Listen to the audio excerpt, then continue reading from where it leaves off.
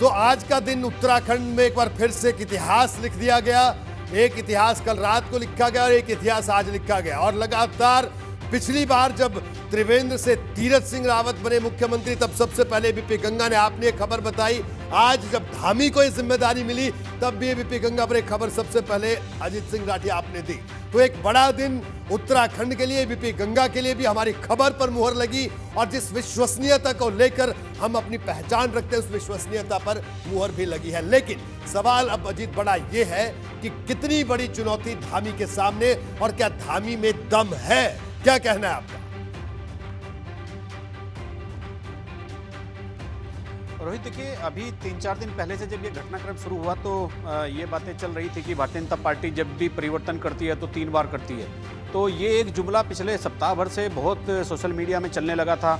UP में कल्याण सिंह, रामप्रकाश गुप्ता, राजनाथ सिंह, दिल्ली में मदन लाल खुराना, सुषमा स्वराज, साहब सिंह वर्मा, गुजरात, और एमपी में शिवराज सिंह चौहान, उमा भारती और बाबूलाल गौड़, और फिर यहाँ खंडूड़ी, निशंक खंडूड़ी, और फिर अब यहाँ ये वो एक उनका जुमला जो था सोशल मीडिया में चल रहा था, वो एकदम मुकम्मल तौर पर साबित हुआ कि वाकई ये सब चीज़ें जो चल रही हैं पहले से, ये बिल्कुल बहुत ही सटीक है और लोग जो कहते हैं वो सही कहते हैं। दूसरा, पुष्कर सिंह धामी चूंकि दूसरी बार के विधायक हैं और ये सबसे कम उम्र के उत्तराखंड के मुख्यमंत्री होंगे जब ये शपथ ले लेंगे, और अभी तक ये किसी मंत्री पद पर नहीं रहे हैं, ऐसे कोई संवैधानिक पद पर नहीं रहे हैं, ये सीधे विधायक से मुख्यमंत्री बन रहे हैं। लेकिन इनका संगठन का अपना तजुर्बा है, प्रदेश महामंत्री, प्रदेश उपाध्यक्ष और भाजयुमो के एक सफल प्रदेश अध्यक्ष यहाँ पर वो रहे हैं। तो इसके अलावा चूंकि कम उम्र है, यूथ को एक मैसेज देने के लिए शायद पार्टी ने और संघ ने ये मिलकर एक सहमति बनाई थी कि यूथ को इस समय फोकस करना बहुत ज़रूरी है।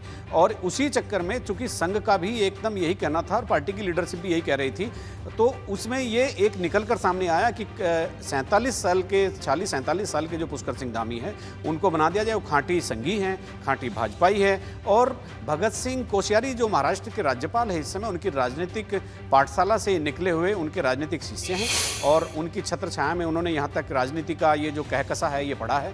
तो अब वो मुख्यमंत्री बन गए हैं और मुख्यमंत्री जब कल वो शपथ ले लेंगे, जब वो बन जाएंगे, तो उसके बाद उनके सामने जो चुनौती, जिसका अभी आपने कांटों के ताज वाला जो जिक्र किया है, वो एक बहुत बड़ी चुनौती है। और हम उसको दूसरी तरह से भी देख रहे हैं कि 3 परिवर्तन होने के बावजूद अगर पार्टी 2022 के चुनाव में खेत रही तो ये बहुत ही दुर्भाग्यपूर्ण स्थिति भारतीय जनता पार्टी के लिए होने वाली है। कार्यकर्ताओं में आज उत्साह था और जैसा भारतीय जनता पार्टी के कार्यालय पर जिस तरह का जश्न का माहौल था, खासतौर पर यूथ एक बहुत बड़े पैमाने पर आकर्षित हो रहा था। लेकिन रोहित, एक दूसरा भी इसका एक पहलू सामने आ रहा है। जैसे आज विधानमंडल दल की जो बैठक हो रही थी, सबसे पहले सतपाल महाराज वहाँ से निकल कर गए। उन्होंने मीडिया से बात नहीं की, वो थोड़ा गुस्से में भी दिखे। उसके बाद यशपाल आर्या आए, वो भी थोड़ा नाराज दिखे, वो भी चले गए। लेकिन चूंकि लगता है उन्हें अपनी राजनीतिक वरिष्ठता के हिसाब से उन्हें लगता होगा कि हम पहले भी मंत्री रह चुके हैं, यूपी के ज़माने में हम विधायक और मंत्री रह चुके हैं, सतपाल महाराज केंद्र में मंत्री रह चुके हैं 90 के दशक में।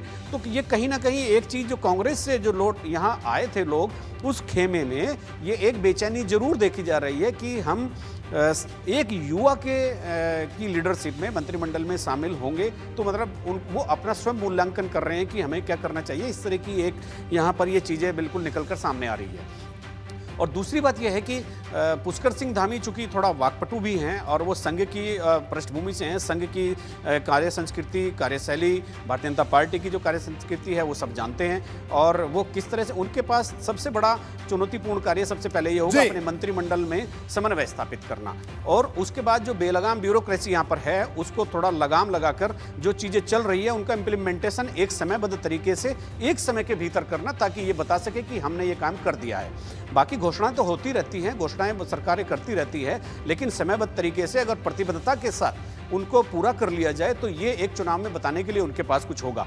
फिर भी एक ब्लूप्रिंट उनको ऐसा बनाकर लाना होगा जिसको वो एक एजेंडे के तौर पर होगा, और वो बताएंगे कि किस तरह से आगे बढ़ना है, और चुनाव में हमें ये भी बताना है और इस सवाल का जवाब भी देना है भारतीय जनता पार्टी को कि आखिर ऐसी कौन सी मजबूरी हो गई है कि आप 3-3 परिवर्तन कर देते हैं। ये कांग्रेस भी पूछेगी, आम आदमी पार्टी भी पूछेगी। सब लोग कह रहे हैं कि ये संवैधानिक अड़चन थी, वैधानिक अड़चन थी, और पीपल रिप्रेजेंटेटिव एक्ट में ये ऐसा उल्लेख किया गया था तो इस वजह से ये करना पड़ा। लेकिन दूसरी भी एक बयार यहाँ पर बह रही है, विरोधी दलों का कहना है कि परफॉर्म नहीं कर पाने की वजह से तीरथ रावत को हटाना पड़ा। तो ये उनके निर्णय पर भी प्रश्न चिन्ह लगाता है जो मुख्यमंत्री बिल्कुल अजीत करते हैं। अजीत, तो एक अहम इसीलिए सवाल और ये मैं आपसे बहुत यहाँ जानना महत्वपूर्ण चाहूंगा मामला है। क्योंकि पूरा उत्तराखंड ही जानना चाहेगा। देखिए, जिस सीट से ये विधायक हैं, एक तरह से सुदूर की सीट ही से उसे कहा जाए सीधे तौर पर, लेकिन अब बड़ा सवाल यह है कि क्या पुष्कर सिंह धामी की वो शख्सियत है, वो समन्वय बना लेंगे। हालांकि युवा नेता के तौर पर वो सक्सेसफुल रहे, युवा मोर्चा के 2 बार प्रदेश अध्यक्ष रहना ही इस बात का संकेत है।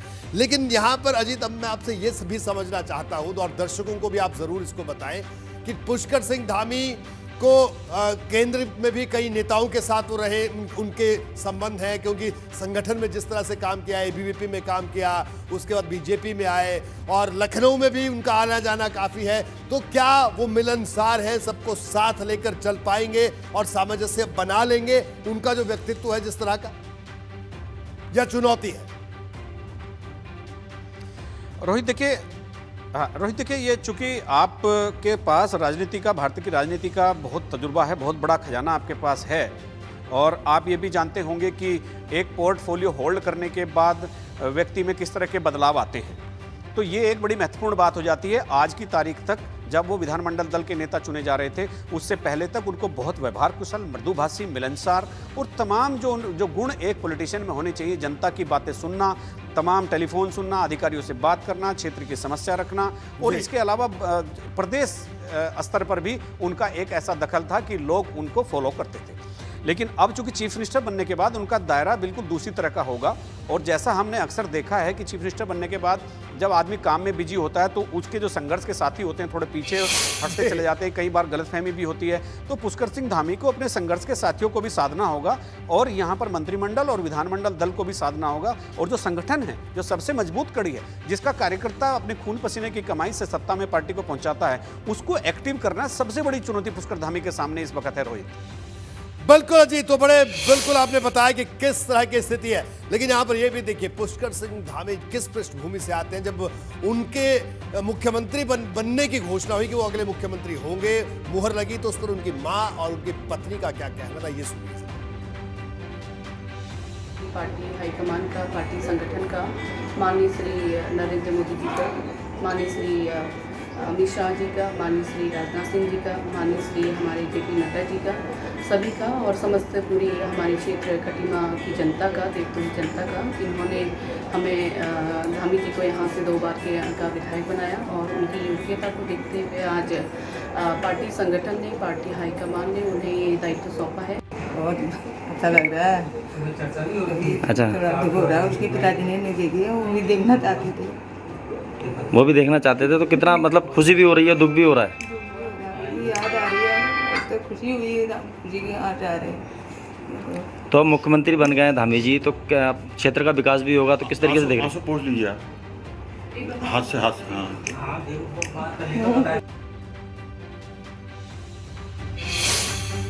तो बिल्कुल पुष्कर सिंह धामी की मां को आपने सुना, उनकी पत्नी को आपने सुना, तो आपको अंदाजा हो गया होगा कि किस तरह से ग्रामीण पृष्ठभूमि से आते हैं, और उन्होंने भी अपनी सियासत में संघर्ष किया होगा। लेकिन उनकी मां के जो आंसू थे वो साफ बता रहे थे कि उनकी मां ने कितना संघर्ष किया होगा। तो बहरहाल अजीत, आपका भी बहुत बहुत शुक्रिया।